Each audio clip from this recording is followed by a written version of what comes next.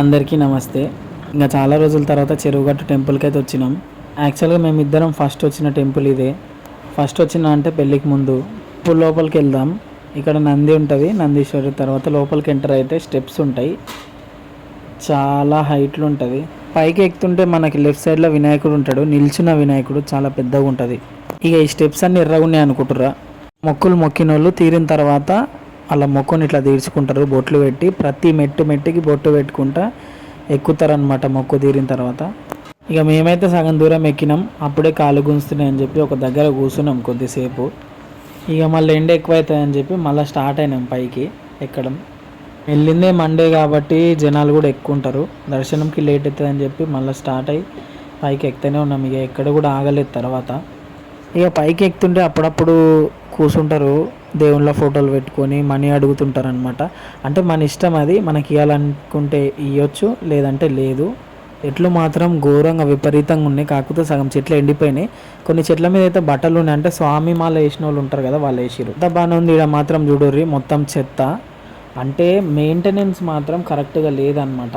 Temple చాలా పురాతనమైన temple, కానీ మేనేజ్మెంట్ మెయింటెనెన్స్ కరెక్ట్ లేక ఇక్కడ చెత్త, అంటే టాయిలెట్స్ మోషన్స్ కూడా నియర్ బై పైన కొండపైనే చేస్తారనమాట. అందుకే ఇక చెత్త ఇదంతా మొత్తం నిండిపోయింది. క్లీనింగ్ అదంతా కూడా సరిగా పట్టించుకోరు. ముఖ్యంగా అమావాస్య పౌర్ణమి టైంలో భక్తులు ఎక్కువ ఉంటారు కాబట్టి అప్పుడు ఇంకా కొంచెం గలీజ్గా అయిపోతుంది, చెత్త అయిపోతుంది, మొత్తం నీట్గా ఉండకుండా. కానీ అప్పుడు వీళ్ళు మెయింటెనెన్స్ వాళ్ళు కరెక్ట్గా పట్టించుకోవాలి, కొంచెం వాలంటీర్స్ని కానీ అట్లా పెట్టి పట్టించుకోవాలి, కానీ వాళ్ళు పట్టించుకోరు. ఇక్కడనే పాదలు ఉంటుంది, దాని తర్వాత గుండం ఉంటుంది. ఇక ఈ వాటర్ కూడా అంటే ఎప్పటికప్పుడు ఫ్రెష్ అవ్వదన్నమాట, ఎప్పుడో ఒకసారి నింపేస్తారు వాళ్ళు. రెగ్యులర్గా అయితే నింపరు, కొంచెం అంత నీట్గా అయితే ఉండవు. కాకపోతే దేవుడు ఉన్నాడు కాబట్టి ఆ దేవుడు భక్తితో దాంట్లో మునిగి వెళ్తారు. దాంట్లో షాంపూలు సబ్బులు అవన్నీ యూజ్ చేస్తారు కాబట్టి మొత్తం ఫ్రెష్ వాటర్ కూడా గలీజ్గా అయిపోతాయి మొత్తం. ఇక మేమైతే లోపలికి స్టార్ట్ అయిపోయినాం. ఇక్కడ టికెట్ తీసుకోవాలి ఒక 10 రూపాయలది.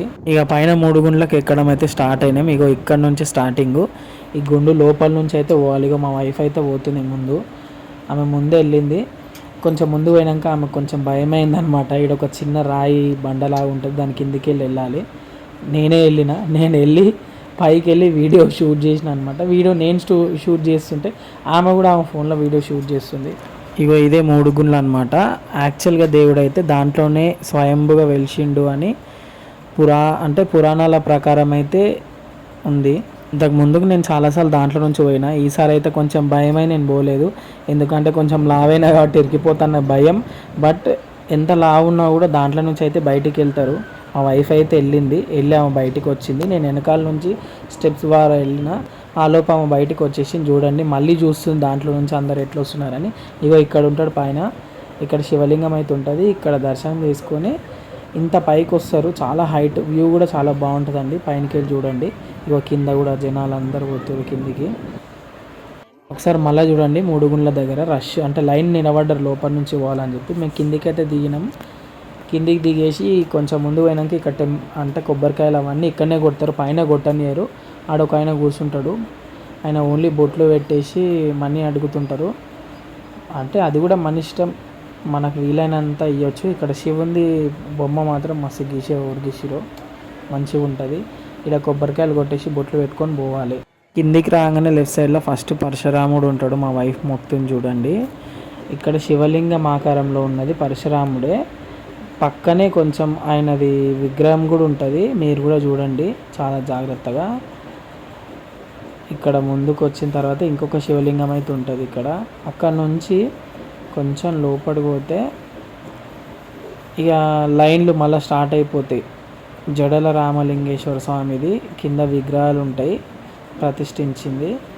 అక్కడ లోపలికి వెళ్తే ఇక చూడు ఎంత లైన్ ఉందో. హుండీలోనే వేయాలంట కానుకలు. హుండీలు వేస్తే అది దేవుని దగ్గర పోతే పోవో తెలియదు, కానీ మనుషులు మాత్రం తింటారు.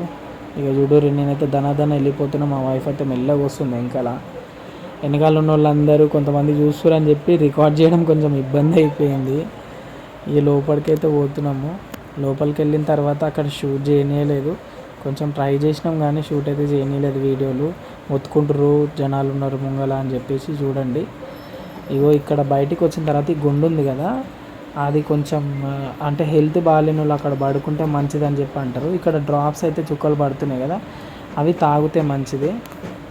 లోపల అభిషేకం డ్రాప్స్, అవి అభిషేకం వాటర్ అంతా బయటికి వస్తాయి.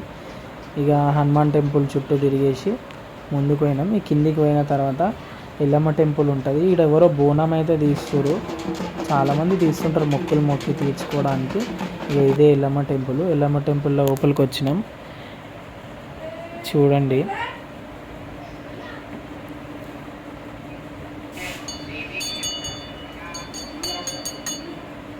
ఇక కొంచెం ముందు పోయిన తర్వాత వీరభద్రుడు ఉంటాడు, ఆయన పక్కనే నల్లపోచమ్మ టెంపుల్ కూడా ఉంటుంది. అక్కడ మొక్కేసి మేము రిటర్న్ కిందికైతే దిగుతున్నాము.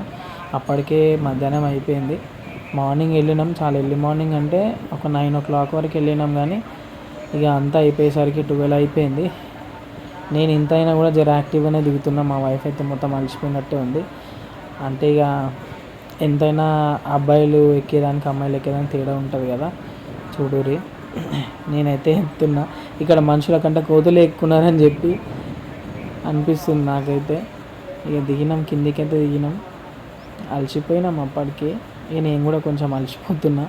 ఎక్కేటప్పుడు అంత తిరిగేటప్పుడు ఏమనిపించలేదు, కానీ కింది దిగేటప్పుడు ఏదో ఫీల్ అయితే వస్తుంటుంది. అంటే కొద్దిసేపు ఉంటే బాగుండేది అన్నట్టు ఉంటుంది.